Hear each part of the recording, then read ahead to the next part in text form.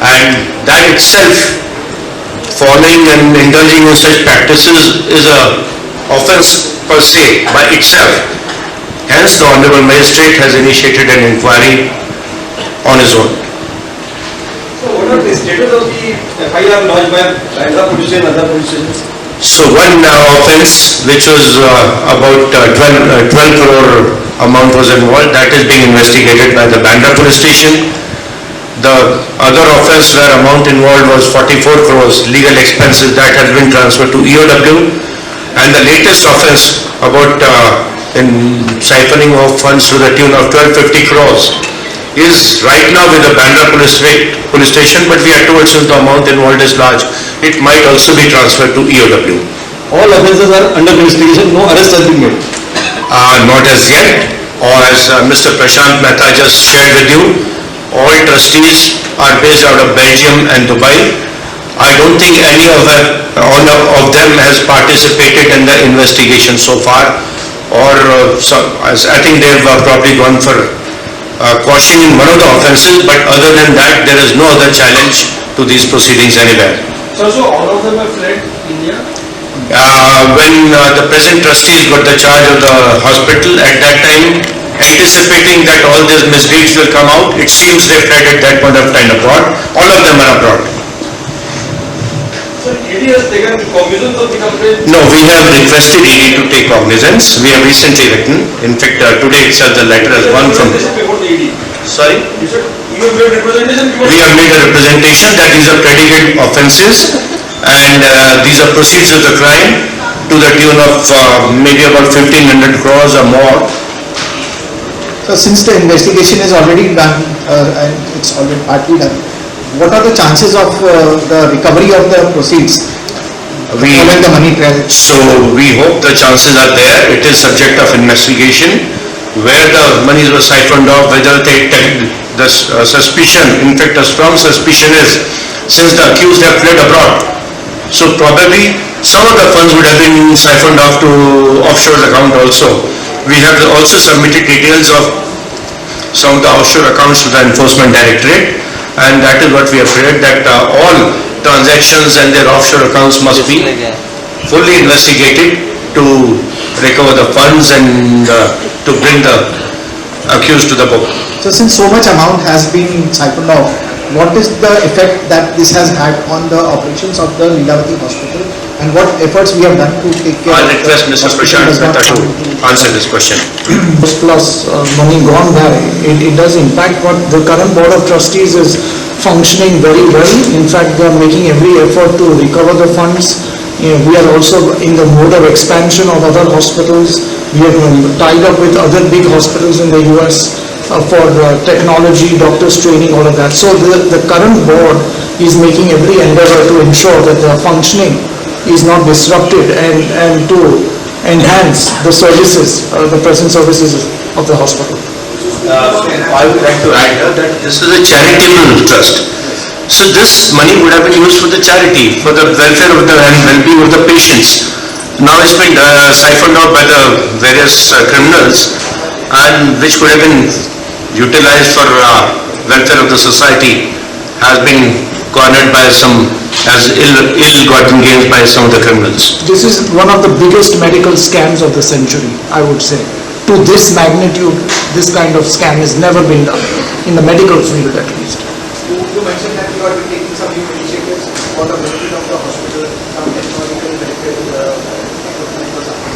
Could you elaborate on how we are improving the services of the hospital? No, so we have tied up with Mayo Clinic also for nursing, doctors training here. So, there are many programs which we are making an endeavor to ensure that we get the best medical treatment and to the patients itself. So there it is, every endeavor is being made for that. Anybody else?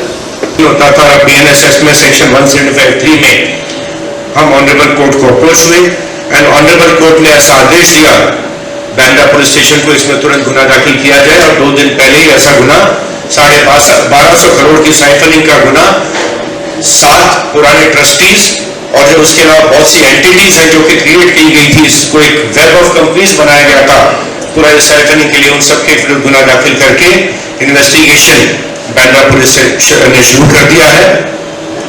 और एक जो बहुत ही shocking घटना और जो हमारे सामने आई थी वो थी ब्लैक मैजिक से संबंधित, काले जादू से संबंधित। जब चार्ज प्रेजेंट ट्रस्टीज ने लिया तो कुछ एम्प्लॉयज थे, उन्होंने आके बताया कि जिस रूम में आप बैठते हैं, प्रशांत भाई बैठते हैं या मिसेस चारू मेहता बैठती हैं, इस रूम में कुछ ब्लैक मैजिक करके आर्टिकल्स कुछ फ्लोर के नीचे दबाए गए हैं। तो पूरे प्रिकॉशन लेते हुए विटनेसेस की प्रेजेंस में वीडियोग्राफी करते हुए वो फ्लोरिंग को खोदा गया और उसके नीचे से 8 कलश निकले जिसमें कुछ ह्यूमन रिमेन्स, ह्यूमन बाल थे, बोन्स थी, इस प्रकार की वस्तुएं, कुछ चावल, कुछ और इतर वस्तुएं जो काले जादू के लिए यूज की जाती हैं, ब्लैक मैजिक के लिए यूज की जाती हैं, वो वस्तुएं निकली। 8 इस प्रकार के कलश नीचे से निकले। पूरा ये वीडियोग्राफी की गई, सील किए गए वो आर्टिकल। उसके बाद हमने बांद्रा पुलिस स्टेशन को अप्रोच किया कि ये जो महाराष्ट्र का एक एक्ट है black magic and evil practices and inhuman practices का एक्ट, उसके तहत इसमें गुना दाखिल किया जाए। जब गुना दाखिल नहीं हुआ तो हम वापस ऑनरेबल मजिस्ट्रेट की कोर्ट में गए कि इसके पुलिस को आदेश दिया जाए, लेकिन ऑनरेबल कोर्ट ने इसमें पुलिस को आदेश न देते हुए खुद ही इंक्वायरी इसके केस में शुरू कर दी है। जो BNSS का नया सेक्शन आई थिंक 228 है, कोर्ट ने इसमें इंक्वायरी ऑलरेडी शुरू कर दी है। तो एक कोर्ट ने भी इसका बहुत ही गंभीरता पूर्वक इसका कॉग्निजेंस लिया है और ये सारे ऑफेंस जो साइफनिंग ऑफ के इरेगुलरिटीज से हुए, करीब कई हजार करोड़ का जो यहाँ घोटाला हुआ है इस हॉस्पिटल में, हमने उसके आधार पर एनफोर्समेंट डायरेक्टरेट को लेटर लिखा है प्रशांत भाई ने और ऐसा रिक्वेस्ट किया है एनफोर्समेंट डायरेक्टरेट से कि जो जितने FIR हुए हैं ये सब प्रेडिकेट ऑफेंसेस हैं prevention of money laundering act के तहत, और ये प्रोसीड्स ऑफ क्राइम है, गंभीर होने की प्रोसीड्स है। तो ये एक फिट केस है PMLA में इन्वेस्टिगेशन करने के लिए। इसने हमने ऐसी रिक्वेस्ट ED से की है कि इस केस में PMLA के तहत अपनी जांच शुरू की जाए। सर यहाँ 2-3 सवाल होने पे, पहले आपने कहा एक तो घोटाला हुआ है तो ऑडिट होता है सर, हर मार्च ऑडिट होगा। तो एक साधारण ऑडिट में और फॉरेंसिक ऑडिट में फर्क होता है। ऑडिट तो हर साल होता है, लेकिन जब कुछ इस प्रकार की इरेगुलरिटीज, इलीगलिटीज सामने आती हैं जो कि नॉर्मल ऑडिट में नहीं दिखाई देती, तो बहुत ही in depth audit over a period of time 20 years में क्या हुआ, 1 साल का ऑडिट और जो 10 साल का ऑडिट था उनमें क्या कनेक्शन है, उसके लिए फॉरेंसिक ऑडिट की आवश्यकता पड़ती है। तो पूरे 20 साल के पीरियड को ध्यान में रखते हुए जो एक फॉरेंसिक ऑडिट एक स्पेशलाइज्ड एजेंसी के द्वारा करा के किया गया, उसमें पूरा घोटाला सामने आया। वरना 1 साल के ऑडिट में इतनी बड़ी इरेगुलरिटी इतने बड़े पीरियड के दौरान जो हुई, मालूम नहीं कौन ऑडिटर था, उनका क्या रोल था इसमें, उसके बारे में मुझे कुछ कहना नहीं है। इन्वॉल्व के नहीं थे उस समय के ऑडिटर्स, उसके बारे में मैं और कुछ कहना नहीं चाहूँगा। जादू किया गया, मैजिक किया गया आपने जी, काला जादू ब्लैक मैजिक किया। ट्रस्टी का ऑफिस से बन रही है तो वहाँ पे कौन सा सामान जा रहा है, कौन सा आ रहा है, सब लीगल चेक होता है, सब आता होगा। वो तो कैसे कर आगे उस समय के ट्रस्टीज, तो जो मैनेजमेंट में थे ट्रस्टीज, वही तो ये करवा रहे थे। मिसेस चारू मेहता तो परमानेंट ट्रस्टी उस समय भी थी, प्रशांत भाई उस रूम में अब जाके बैठने लगे हैं। सो उनको उस समय लगा कि ये कंट्रोल उनके हाथ से जा रहा है। पता नहीं कौन से समय में इस काल के दौरान कभी उन्होंने इस प्रकार की वस्तुएं, मिसेस चारू मेहता जिस रूम में बैठती है या प्रशांत भाई जिस रूम में बैठते हैं, किसी भी समय में ये वस्तुएं वहां दबा दी गई। और उधर जो इन्वेस्टर, मैं आपको बोलता हूँ, सो 1975 में ये ट्रस्ट की स्थापना की गई थी। 78 में श्री किशोर मेहता एंड श्रीमती चारू मेहता द्वारा श्री किशोर मेहता की मदर लेट श्रीमती लीलावती के मेमोरी में, और उन्होंने अपने हाथ से ये हॉस्पिटल की स्थापना करी। 1997 में हॉस्पिटल का उद्घाटन किया गया। 2002 तक श्री किशोर मेहता, श्रीमती चारू मेहता एंड श्री किशोर मेहता की सिस्टर थी रेखा मेहता, रेखा शेठ, वो इस हॉस्पिटल की परमानेंट ट्रस्टीज थे। 2002 में लगभग श्री किशोर मेहता की तबीयत ठीक नहीं थी, उन्हें ट्रीटमेंट के लिए विदेश जाना पड़ा, तो अपने भाई श्री विजय मेहता को वो इस हॉस्पिटल का ट्रस्टी बनाकर उनके काम सुपुर्द करके विदेश चले गए ट्रीटमेंट के लिए अपने परिवार के साथ। उनके पीछे से रिकॉर्ड्स को फोर्ज करके श्री किशोर मेहता के, श्रीमती चारू मेहता के सिग्नेचर्स फोर्ज करके उन्होंने अपने भाइयों को और अपने भतीजों को, अपने बच्चों को ट्रस्ट में, खुद भी परमानेंट ट्रस्टी बन गए, उनको भी ट्रस्ट पे ले लिया। और यहाँ तक कि श्री किशोर मेहता जिन्होंने अपने हाथ से एक हॉस्पिटल बनाया था, उनको इस ट्रस्ट से बाहर कर दिया था।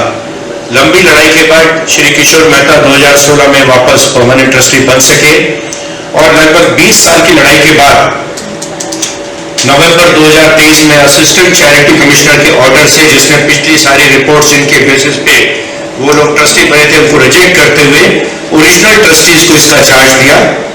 और जो प्रेजेंट ट्रस्ट है जिसमें श्री किशोर मेहता 20 साल की लड़ाई, 22 साल की लड़ाई में उनकी तबीयत भी खराब हुई, बहुत सफर भी किया, लेकिन फाइनली वो मोमेंट देख सके जब नवंबर 2023 में उनके पास वापस चार्ज आया। दुर्भाग्यपूर्ण था कि मई 2024 में श्री किशोर मेहता चल बसे, हमारे साथ नहीं है वो, लेकिन ये उन्होंने देखा कि हॉस्पिटल का चार्ज हमारे पास वापस आ गया था ट्रस्टीज के पास। तो अभी श्रीमती चारू मेहता और उनके 3 सुपुत्र एंड बाकी ट्रस्टीज इस हॉस्पिटल को चला रहे हैं, जो कि इस हॉस्पिटल के ओरिजिनल ट्रस्टीज थे। जब प्रेजेंट ट्रस्टीज ने चार्ज संभाला तो ऐसी जानकारी, ऐसी इंफॉर्मेशन, ऐसी एविडेंस इनके सामने आई कि उस 20 साल के कार्यकाल में बहुत बड़े स्केल पर हजारों करोड़ का मिस अप्रोप्रिएशन घोटाला इस हॉस्पिटल में हुआ। रिकॉर्ड्स फोर्ज किए गए, पैसा साइफन किया गया, चीटिंग, फोर्जरी, सब कुछ किया गया। और इस प्रकार के 3 ऑफेंसेस हमारे नोटिस में आए। पहला ऑफेंसेस एक 12-12.5 करोड़ का था, जहां किसी बिल्डर के नाम से कुछ पैसा साइफन ऑफ करके हॉस्पिटल से बाहर ले जाया गया।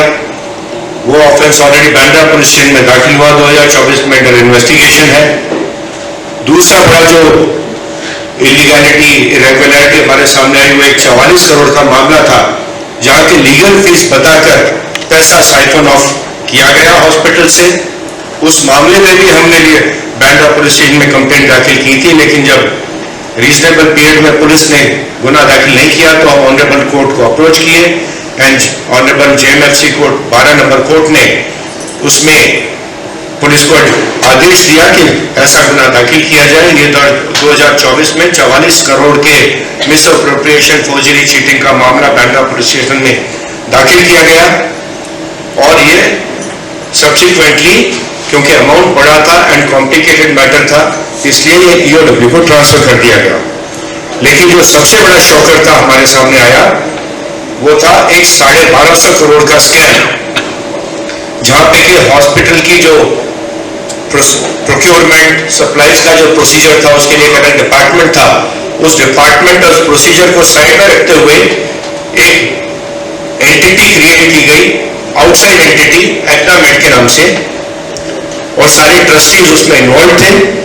और ये ऑल्टरनेटिव जो एंटिटी क्रिएट करके की गई, उसके द्वारा करीब 1250 करोड़ की परचेज एंड प्रोक्योरमेंट बताई गई। वास्तव में ये परचेज प्रोक्योरमेंट हुई नहीं हुई, इसका कोई रिकॉर्ड नहीं है। और ऐसा स्पष्ट है कि ये एक प्रकार का साइफनिंग फंड्स का बहुत बड़े स्केल पर था। और ये पूरा जो तीनों अब तक मैंने आपको गुने बताए हैं, ये एक हमने जब प्रेजेंट ट्रस्टीज ने चार्ज लिया, इरेगुलरिटीज उनके सामने आई, तो उन्होंने फॉरेंसिक ऑडिटिंग, बहुत ही प्रेस्टिजियस फॉरेंसिक ऑडिटर फर्म को अपॉइंट किया। फॉरेंसिक ऑडिट में सब इरेगुलरिटीज सामने आई है और उसके बेसिस पे हमने बांद्रा पुलिस स्टेशन को कंप्लेंट किया था कि 1250 करोड़ का जो एक ये स्कैम है, साइफनिंग है, चीटिंग, फोर्जरी है, इस पर गुना दाखिल किया जाए।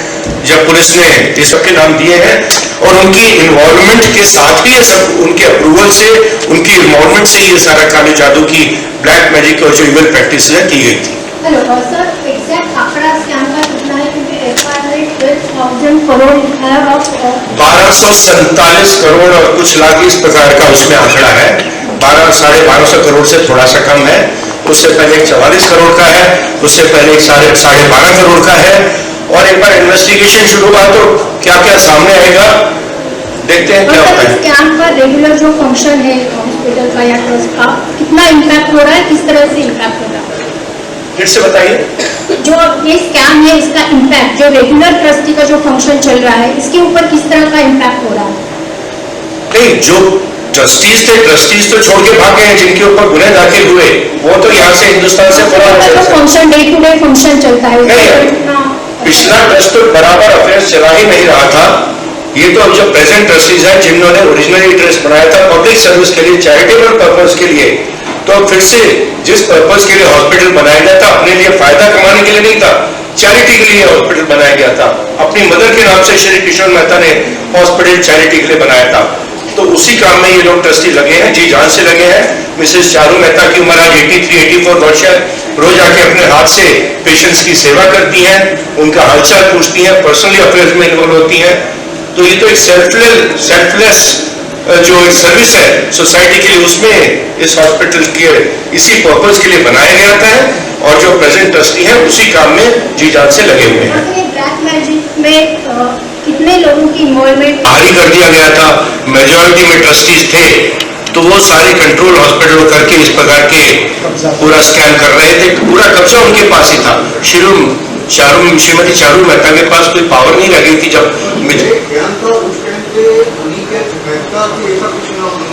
निकेत मेहता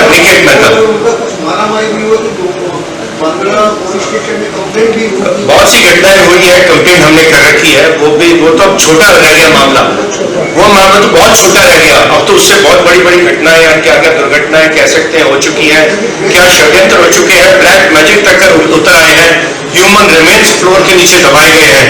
तो ये सारी मैल प्रैक्टिसेस, इरेगुलरिटीज जो सामने आई है, हम अथॉरिटीज के सामने हैं, कोर्ट के सामने हैं। एंड हम तो ये मांगते हैं कि फेयर एंड एक इम्पार्शियल इन्वेस्टिगेशन हो और उसके आधार पर जो अक्यूज पैसा इंडिया से साइफन ऑफ करके भाग गए हैं उनको they should be brought to the book and to face the legal to face law.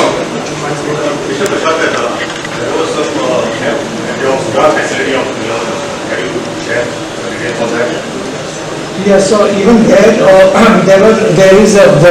the trust has a small hospital in our home state of Palanpur, Gujarat, and in that my late grandfather had kept certain items of gold, diamonds, artifacts in the hospital itself for many years, which was very clearly said that this would be used for any expansion purposes for new hospitals in Gujarat.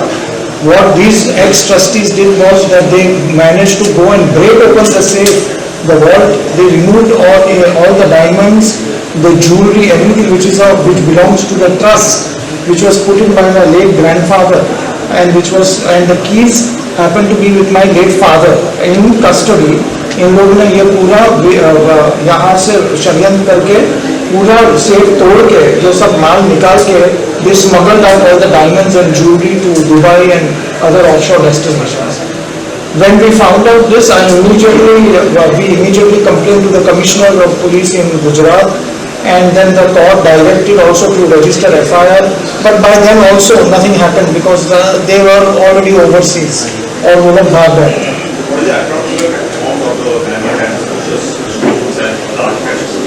Around worth 45 crores market value as of today. उस समय की value 45 crore थी जब notice में आया, आज तो value से ज्यादा ही होगी उसकी 45 करोड़। उस टाइम की मैं बोल रहा हूँ। If there is no question, thanks a lot. Request all of you to join us for a cup of tea. Thank you. Thank you.